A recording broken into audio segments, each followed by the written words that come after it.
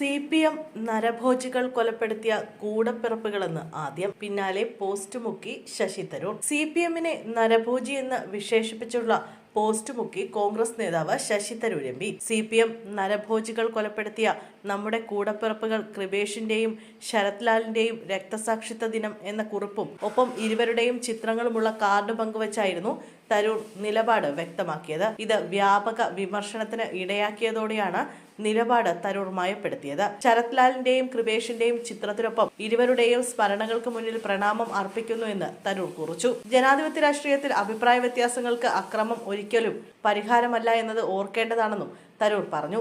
CPM നരഭോജികൾ കൊലപ്പെടുത്തിയ നമ്മുടെ കൂടപ്പിറപ്പുകൾ എന്ന KPCCയുടെ ഔദ്യോഗിക ഫേസ്ബുക്ക് പേജിൽ വന്ന പോസ്റ്റർ പങ്കുവയ്ക്കുകയാണ് തരൂർ ചെയ്തത്. എന്നാൽ പോസ്റ്റർ മണിക്കൂറുകൾക്കകം തരൂർ നീക്കം ചെയ്തു. പകരമിട്ട പോസ്റ്റിൽ CPM പരാമർശമേ ഇല്ലായിരുന്നു. നേരത്തെ CPMനെ വിമർശിച്ച തരൂർ പുതിയ പോസ്റ്റിൽ അത് ബോധപൂർവം ഒഴിവാക്കി. പോസ്റ്റിന് താഴെ നിരവധി പേർ കമന്റുമായി എത്തി. ഇത്തരത്തിലൊരു ബാലൻസിംഗിന്റെ ആവശ്യമുണ്ടോ എന്നാണ് പലരും ചോദിച്ചത്. തരൂരിന്റെ നിലപാടുകൾ പാർട്ടിയെ പ്രതിരോധത്തിലാക്കുകയാണെന്നും പലരും അഭിപ്രായപ്പെട്ടു. നേരത്തെ കേരളത്തിന്റെ വ്യവസായ രംഗത്തെ വളർച്ചയെ പ്രശംസിച്ച് ശശി തരൂർ പങ്കുവച്ച ലേഖനം വലിയ വിവാദത്തിന് വഴിവെച്ചിരുന്നു. വ്യവസായ രംഗത്ത് കേരളത്തിന്റേത് അതിശക്തമായ മാറ്റമെന്നായിരുന്നു തരൂർ എഴുതിയ ലേഖനത്തിന്റെ ഉള്ളടക്കം.